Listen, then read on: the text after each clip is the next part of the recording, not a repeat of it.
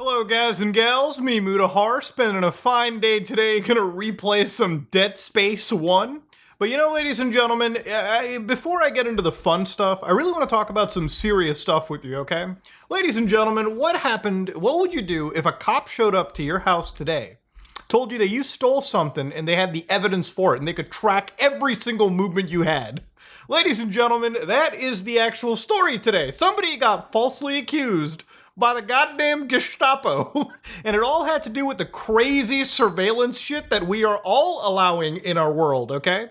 Now, I don't want to make these videos for no reason and just fearmonger for you, okay? Really, the point of the video today is that no matter what side of the aisle you're on, okay, you should come together and agree and say the government shouldn't be spying on you. They shouldn't be able to track every single breath you take and then use that against you, putting you in the unfortunate circumstances of trying to prove your own innocence. It's crazy shit.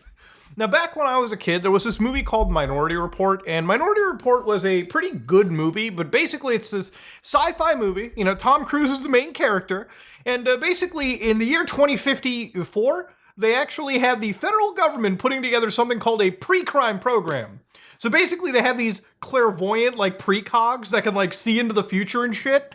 And basically they can figure out when a murder's gonna happen. So basically the cops go up to your house and they're like, all right, you're arrested, buddy, because in 3 days you're gonna do a murder that you haven't done yet. They arrest you for a crime that they haven't confirmed.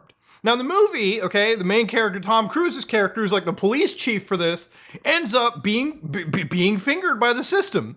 So obviously, you know, the point of it is, I'm not going to spoil it for you because it actually is a really good movie. And I wish I could show you clips from the movie, but I don't know, I get content I'd eat up the ass, so I'm glad to show you at least the PS2 game, which is also pretty damn fun. But yeah, Minority Report is meant to be a horrific Black Mirror look into the future. It's not supposed to be a fucking blueprint. Sadly, it is a blueprint, and it's being followed every single day, okay? I'm getting pretty sick and tired of watching the talking heads on the internet, the news and everything, just kind of talk about, like, the stupidest, most mundane dog shit in the world, and not basically opening up people's eyeballs to the crazy surveillance state that we're under, okay? I don't want to use terms like, oh, we're living in Nazi Germany again, but I kind of honestly sometimes wonder, I'm like, you know, if you went back in time and you gave, you know, Nazi Germany, like, government, like, if you gave them, like, it's one of my favorite things to look at with World War II, like, how a country like that came to be, how a country, like, one thing that I didn't even know up until now is that, for the most part, the atrocities committed by the Nazis were mostly kept under wraps from even their own citizens, right? And of course, all of that comes, from my understanding, with a collection of obvious, you know, control on propaganda, control on the news. And of course, I wondered what would happen if you gave a country like that 21st century technology. How much more efficient would they be? How much more surveillance would they put into people? So, look, we live in a post 9/11 world where after 9/11, which is a huge tragedy, but it, you know, the government does not give up on a tragedy, okay? They use that to push acts like Patriot, where again, the surveillance dragnet they used onto people was expanded so insanely that, you know, now we're kind of looking back and wondering how much of that really actually helped. So on one morning in Denver, this fine lady over here ends up actually having a cop come over to her front door. And the cop accuses her of some pretty serious shit. There was a theft of a package from Ridge Trail on Tuesday. Like I said, we have cameras everywhere in that town. You can't get a breath of fresh air in or out without a noise. Right. You know the quality on the camera doorbell you have. Yep. I've got that on my phone right now of you taking that package. Where is this place? I just told you. Now, that to me is pretty scary, okay? I've had a cop show up to my house one time. There was like a theft happening in my neighborhood, like of a car. And, you know, the cop in this instance was actually pretty nice. He knocked on my doorstep, came up and said, hey, you have one of those cars with a dash cam. Can I get a dash cam footage if you can provide it? And I told him, look, it's parked in my house. It doesn't record. Sorry, I can't help you. The cop didn't press me further. He didn't fucking, you know, try to bully me into it. He just pretty much left, okay? It was as much as he could do, all right? They were doing their job. To me, that is a stark 100% difference compared to what this is. This lady's just kind of minding her own business. The cop shows up, and the cop basically says they have footage of her stealing a package. And, you know, before he even really gets in and, like, warms up to this person, he's pretty much telling her, you know, we basically have, you can't take a breath in this county without us knowing. I mean, how fucking creepy is that? You know what I mean? So you might be wondering, okay, what happened to this lady? Was she actually guilty? No, let's actually go a little bit further into the story. So basically, a cop tells a lady that she was in Bomar from 11:52 until 12:09 exactly. So they know exactly down to the fucking second where you're at. So the cop says, like I said, nothing gets in or out of the town without us knowing. Though the officer refused to show her concrete evidence, which, again, if you're being accused of a fucking crime, I don't give a shit if you're the park fucking ranger or the goddamn U.S. Marshal. If you're alleging a crime, to me, okay, like, if I fucking murdered someone, if I stole something, I should be able, at least in theory, to see the fucking evidence used against me, right? Like, that's crazy shit. But anyways, at this moment in time, he serves the lady a court summons, right, for petty theft, which obviously I guess that's just how it works over there. Now, to give you an idea, she's clearly distraught, and thankfully she has her own personal surveillance system in place that actually helped her. So for instance, Elzer had her own panopticon, surveillance panopticon, a suite of consumer devices tracking her every move. She got surveillance images from the one store she went to on the day in question, as well as footage from the dash cam of her truck, which the Denbrite, the paper here, says she showed her drive through Bomar twice without stopping. She also compiled the truck's GPS records, as well as her phones, and provided home security footage of her confrontation with Millman to the actual newspaper. So as far as the woman could tell, the only reason she was accused was because her vehicle was registered by something known as a flock camera. So after viewing the evidence, the police department drops the summon and tells her via email, "Nicely done, by the way." You know, I don't want to fucking sit here and be like, cops, but honestly, the Gestapo in this case, okay? Like, that police department in particular, that police department should be fucking sued up the fucking ass for that kind of crap, dude. Like, I'm sorry, do you live in a free country like the United States? I mean, I'm not an American. I mean, I live in Canada, but if the cops did this shit to me too, you bet your ass I would probably be thinking of like a fucking lawsuit. I would probably lose my shit. You pay taxes every fucking year just to be fingered like this? Why? Because you were flagged by some security network that is way too invasive to begin with? That, to me, is insanity. And if you think I'm mad, it's because I believe I have a rightful reason to be mad at this. So what was the technology used in this case, right? The technology, ladies and gentlemen, was this flock camera. Now, you probably have noticed this in your neighborhood. Basically, it's these like little tent poles with like, they got their little solar chargers, but mostly they have these cameras attached. Now, these cameras are flock cameras, and they belong to a company obviously named Flock Safety. Now, to give you an idea with Flock Safety's been around, I believe, since the 2010s, so to speak. I think they got founded in 2016. But basically, they put in tens of thousands of cameras around the country. Sometimes in cities alone, there's just thousands of these cameras. So how these cameras work is every time you drive your vehicle past one of them, they will not read the license plate, okay? I don't want to confuse this shit with license plate reading. This can just identify your car. It can catalog your car. So I drive a black sedan, right? That's my daily drive. That's what I do. Now, if I drive my black sedan throughout the city, right? Like throughout my daily route, and I hit 7 flock cameras. By itself, that's not a big deal. But then they combine this with, again, a shared investigative intelligence. So basically, these cameras, through the power of artificial intelligence, now look at the data from each 7 cameras and figure out exactly which time my car showed up. And then throughout the course of the week, the month, the year, they start to catalog the daily behavioral patterns for my vehicle. Now, this information is shared across the states. It's also information that cops can just dip into seemingly at any given moment, right? And again, remember, it used to be that if the cops wanted to surveil you, if the cops wanted to put tabs on you, if the cops wanted to wiretap you, they would have to get, some pretty serious, what are those words? What is the thing we used to use back in the day?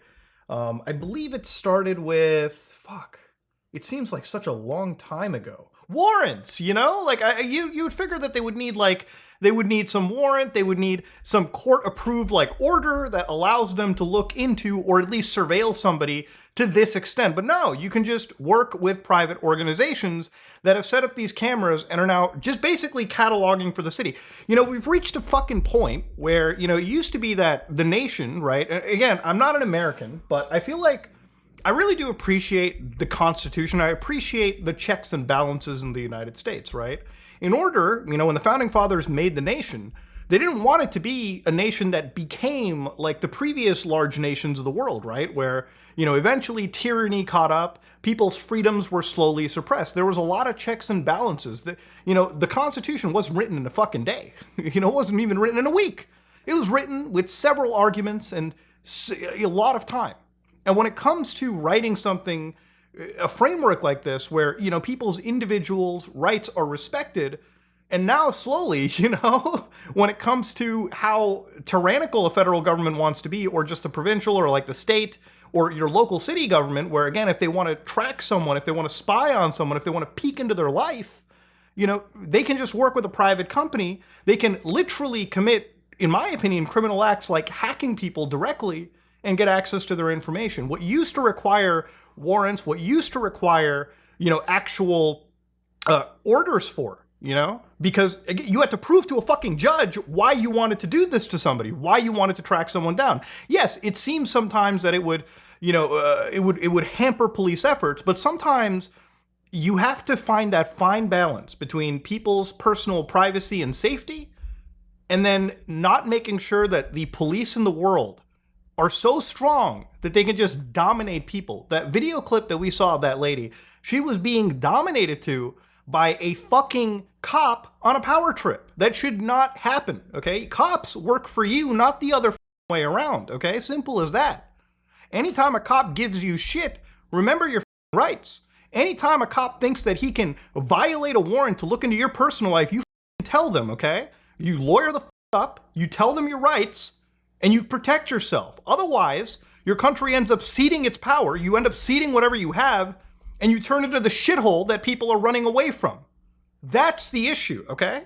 Like, I'm sorry, I get heated about this kind of stuff because when I see clips like that, it just aggravates me to no end. Now, of course, Flock will tell you that, listen, we're doing crime reductions in the area. And look, I want to go back to movies like Minority Report, where even when it comes to having the pre-crime agency, there's still actual murders that happen. You can't just get rid of crime. Crime is always going to exist. There's a lot of factors why crime exists. And unless you're ready to have some hard-hitting conversations about that, setting up fucking camera dragnets is not the end-all be-all answer. It shouldn't be it. You should never throw the baby out with the bathwater, so to speak. Now, numerous communities across the United States are working together to fight and stop these kind of cameras from invading their cities and towns. And if you live in the United States, you better join the pack and start raising some hell about this kind of stuff. Otherwise, if you let your city get infested with this, it's just going to be too late down the road. Now look, this comes at the cusp of so much other shit that's been coming up that has actually genuinely been scaring me a little bit. So last month, you might have noticed that I talked about ICE, for instance, right? The U.S. Customs and Immigrations Department. So the reason why we're talking about ICE again today is, remember, not too long ago, you can see that a organization called Paragon Solutions Incorporated actually was given a contract basically to the U.S. Immigrations and Customs Enforcement Department. So why is this necessarily important? The reason why it's important, ladies and gentlemen, is because the actual company that they were working with, Paragon, is a company that is involved with a malware known as graphite. Now, the way this malware works is it's zero-day. It's a zero-click malware, meaning that all ICE would have to do is technically send it to your device, and as long as your device gets a message, basically by attacking some vector that would be in parsing your text message for the actual phone or whatever, whether it be Android or iOS, they would violate that ability. They would violate your phone's security and get access to your device. Now, the reason why this freaks me out is because obviously the propensity for how bad they can use this is astronomical. Like, think about it, right? Like after 9/11, people were freaking out about shit like the Patriot Act. But, you know, with tragedies like the government would say, which would be illegal immigration, which obviously is a crime, it's illegal. But the government is kind of using this as a slight, like, a small, like, little incision to get in and basically throw in the next aspect of surveillance. Now, would I trust a government that can hack your device and basically upload whatever it is that they want to your device? Probably not. Like, to be real with you, sometimes I kind of sit down and wonder and think, if the government really wanted to smear somebody and throw them into jail, how hard would it be to use the malware that they purchase from these companies from all over the world, like Israel in this instance, and then use that information, send it to you, send, you know, illegal material to somebody's phone, and then conveniently in the next hour or two have the feds raid them, grab their phone, and go, huh, looks like you were doing something illegal, pal. It makes me just kind of wonder what the next stage for this stuff is.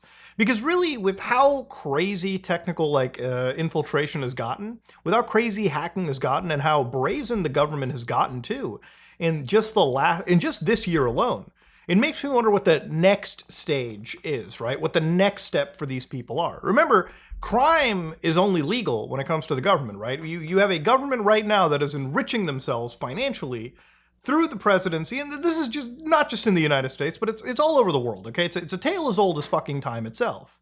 But ultimately, I think it's even more insulting that while that's happening, the small, tiny rights that you have are getting completely fucking thrown out.